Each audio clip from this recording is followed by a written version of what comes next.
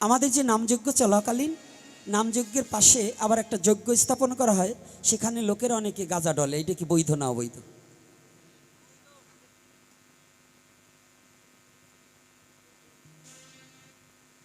এটা সম্পূর্ণ অবৈধ।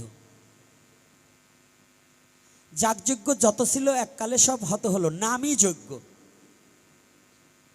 নামী যজ্ঞ। তোমার অহংকার রূপ ধূপ পোড়ায়ে সৌগন্ধিত হও মগন।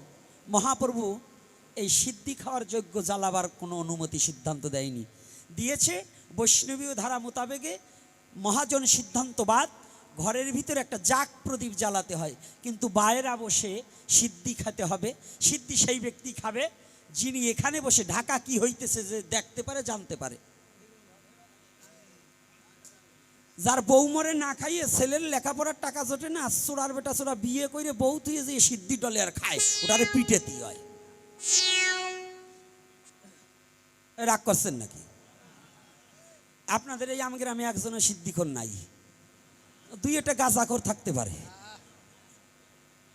হ্যাঁ এ বাবা, যুবক বাবার আছে নাকি? হ্যাঁ না, ওরা সিদ্ধি ওখানে, গাঁজা ওখানে, ওরা বাবা খায়। দুই একটা বাবা করে থাকতে পারে। তা যাক, চরণ ধরে করিমা না, নিশা খাওয়া কোনো ধর্মেই ভালো না। যে যত নিশা থেকে মুক্ত হয়ে নিশায় পড়ো, প্রেমে পড়ো, দয়া করে ভাবে পড়ো, সেটা আমার গোবিন্দের প্রেমে ভাবে পড়ো। হরি নামের নিশায় ডুবে যাও। যদি ওই নিশায় ডুবতে পারো তবে হলে কিছু হতে পারে। তবে